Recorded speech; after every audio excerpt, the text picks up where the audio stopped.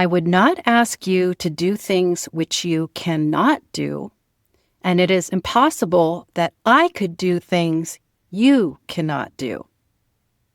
This is Alison Anton. You're listening to the ForgiveNest Podcast for A Course in Miracles, your place to explore ACIM topics in meditation, healing, and your special function in forgiveness. Imagine it's the first day of kindergarten, and our teacher hands us a book and says, "Here you go, children. This is the one book you'll be using starting now and all the way through your PhD." A Course in Miracles is a little like that in the sense that the entire curriculum for a lifetime of practice is in just one book. There's no beginner's level book. An advanced student uses the same curriculum as someone just starting out. There is a progression to the course, like distinct stages and turning points in the workbook, for example, but A Course in Miracles is still one body of information that we use on our path from kindergarten all the way through grad school. It's not quite the same as other lifelong spiritual paths that do have more distinct learning levels with initiations maybe, or specific practices that define beginning and advanced levels. An initiate in another tradition might be required to do certain sets of practices for a certain amount of time, or reach a certain level of advancement, or pass a certain kind of test or rite of passage before moving on to the next, presumably higher set of practices. And then those would take them to the next level, and so on and so on. While the Holy Spirit always leads each of us personally to the next level in our course practice, once we've completed the program, the practices remain the same for the duration of a lifetime, or longer, depending on how much time we need to reach the ultimate goal of the course. We'll talk about that in a minute. But because this curriculum is so far-reaching and so all-encompassing, it's not uncommon for course students, myself included, to think that what the course is asking us to accomplish is way beyond where we're currently at. I think every course student has said to themselves, pretty much at every stage, there's no freaking way I can accomplish this. So it's this idea that the ACIM curriculum asks too much of us or is too advanced that I want to speak to in this episode. This post is for anyone called to the course, but who is also thinking, there's no freaking way I can accomplish this. So what I'd like to do is share some ideas on how to let the course meet you where you're at, rather than trying to force the principles and practices onto yourself. The way we can do this is by applying the teachings to the level that we're currently at. That seems obvious when I say it, but it's harder to consciously put into practice than it seems. So even though the practices are the same, no matter what level each student is at, the level in which we practice will be different because we're all on different levels in our understanding of the material. We need to recognize this, or we might get frustrated or even angry at the course for being seemingly unrealistic when Jesus is really just holding the highest possible outcome for us as we proceed. That can be hard to understand. I think Pema Chodron's famous book title captures what I'm saying. Start where you are. Wherever you're at in your understanding of the course, practice there. Starting where we are would mean applying the practices to whatever life situations we're ready to apply them to. And through time and lots of repetition, we naturally get more and more ready to apply them to every situation. And the course is here to help us get ready. But let's be honest, trying to apply the practices to every situation from where we're currently at is nearly impossible. Yes, we can accomplish this. As we remember from the passage I read at the beginning, Jesus says, "I would not ask you to do things which you cannot do, and it is impossible that I could do things you cannot do." But we have to get there through perceived time and practice. He knows this, and that's why he created a very robust course for us to follow for however long it takes for us to get to that goal of the PhD.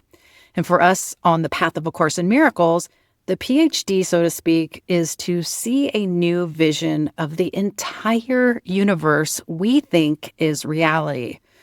That's also going to include a complete flip in our perception of time. This isn't a trivial task, at least from where we're sitting.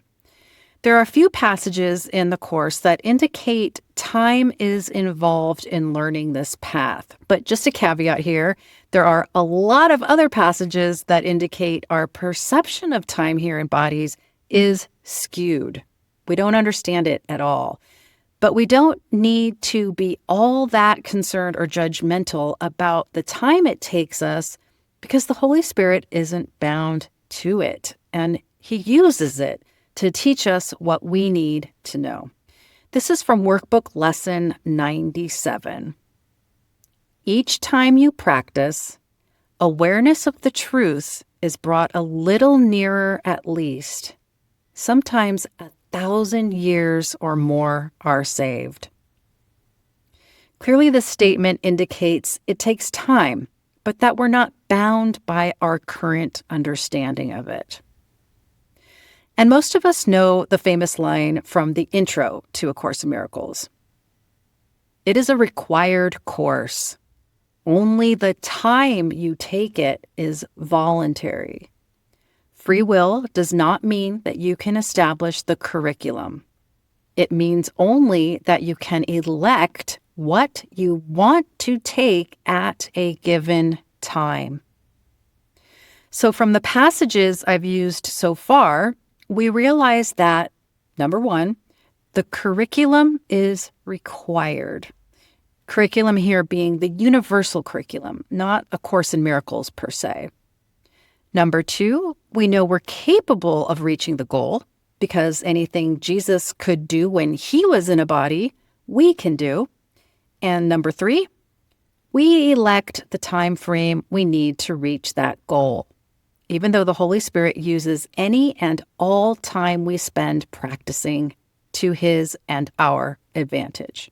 So we know we can and will accomplish what the Course asks of us, and we do have the time and space we need to come into our full understanding of it. Jesus and the Holy Spirit, and certainly God, never judge us for how long we need to learn it. There's no comparing of one student's progress with another. Here's a quick quote from Chapter 4. Comparison must be an ego device, for love makes none. So I think we can all agree that expecting ourselves to be ready and able to apply the Course's practices and concepts to everything in front of us right now is nearly impossible to do, potentially for some time. And that's really my point of this episode.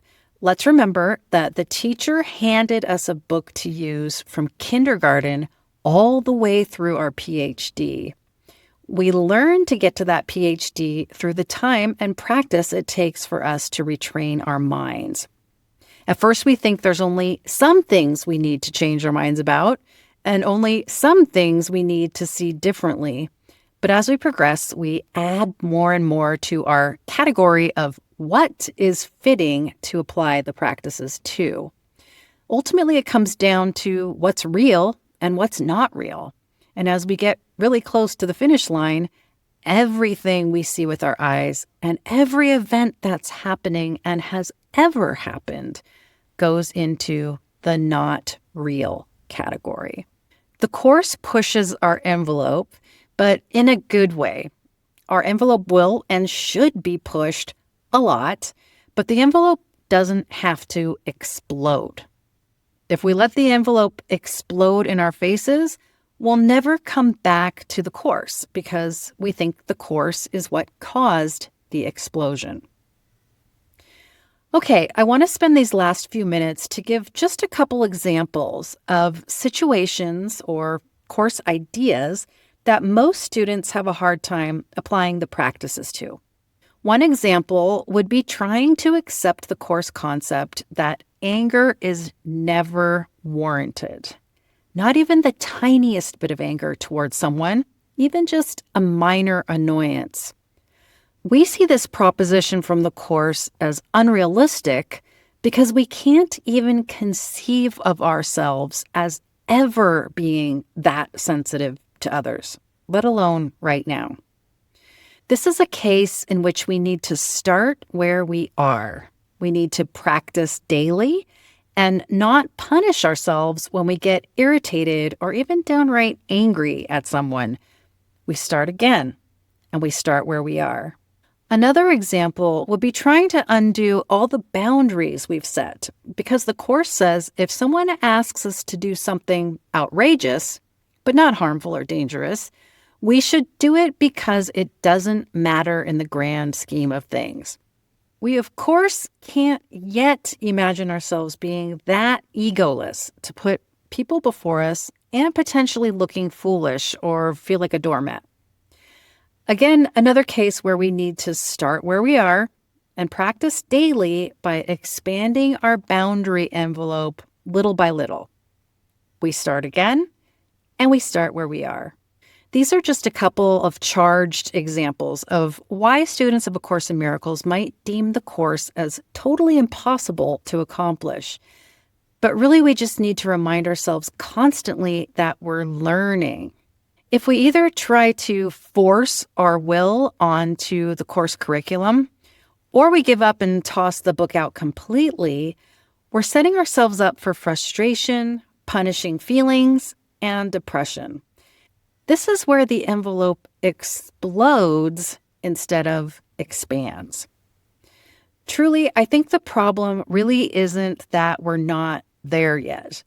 The problem is that we have a hard time envisioning ourselves ever being there.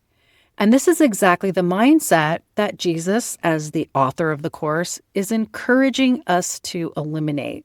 We say it's impossible to attain what he's asking of us, but he says it's impossible that you can't.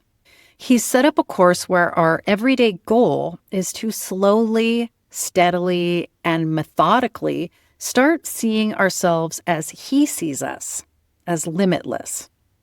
Thankfully, Jesus would never hold a goal for us that's anything less than limitless.